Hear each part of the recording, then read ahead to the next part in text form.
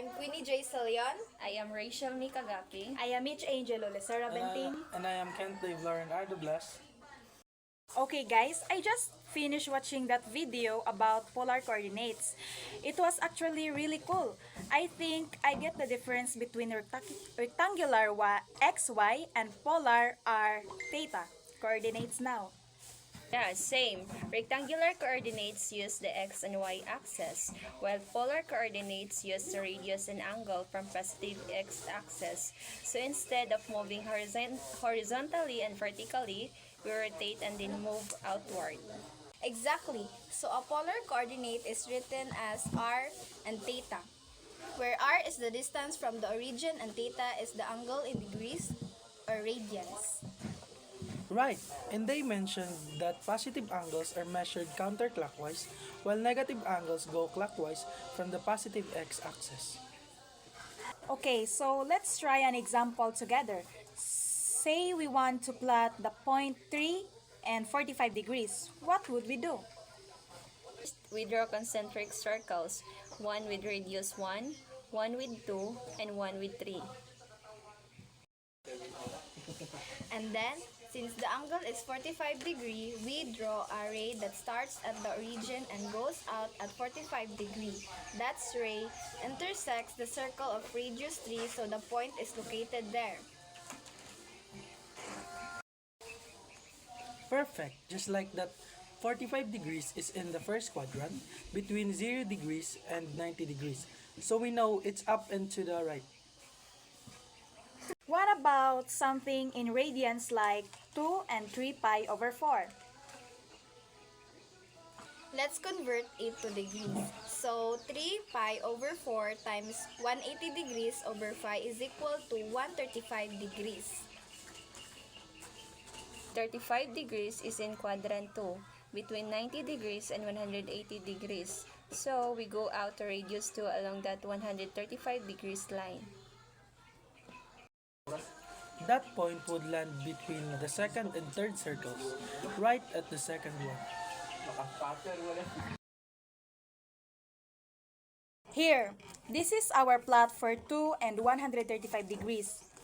So cool how the direction changes based on theta. But the part that messed with my head a bit is when r is negative. Like say we want to plot negative 2 and 60 degrees. How do we deal with that?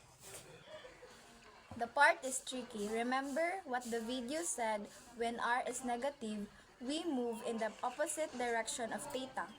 So, for negative 2 and 60 degrees, we first plot 2 and 60 degrees, which would be in quadrant 1. But since r is negative, we go to the opposite side of that ray, adding 180 degrees to theta. So 60 degrees plus 180 degrees equals 240 degrees. That's where the point negative 2 and 60 degrees ends up along the 240 degrees direction, radius 2. Let's try another one. Negative 3 and 120 degrees. First, plot 3 and 120 degrees, which lands in quadrant 2. Then for negative 3 and 120 degree, we go 180 degree. More, 120 degree plus 180 degree is equal to 300 degree. So the point is at the radius 3 along 300 degree, which is in quadrant 4. And the video showed how to represent the same point in different ways. So, negative 3 and 120 degrees is the same as 3 and negative 60 degrees, negative 3 and 120 degrees, and 3 and 300 degrees. It's like a secret identity. One point can have multiple polar representations. So to summarize, 1, r and theta, 2, r, theta, and negative 360 degrees, 3, negative r and theta plus 180 degrees, 4, negative r and theta minus 180 degrees. As long as the new angle ends up pointing to the same location. That with 2 and 30 degrees, what are the 3 other polar coordinates for the same point? Alright, first one, 2 and 30 degrees, which is the original. And the second one, same are theta minus 360 degrees implies to 2 and negative 330 degrees. Third one, negative r theta plus 180 degrees implies to negative 2 and 210 degrees. And the fourth one is negative r theta minus 180 degrees implies to negative 2 and negative 150 degrees. Boom! 4 versions of the same point. Let's plot all four on the same polar grid to visualize that they land at the same terminal point. We'll see that they're just approaching the point from different paths. What I really like was how flexible polar coordinates are when you're representing angles, like could use 360 degrees and negative 300 degrees, or even 2 pi and still get the same direction.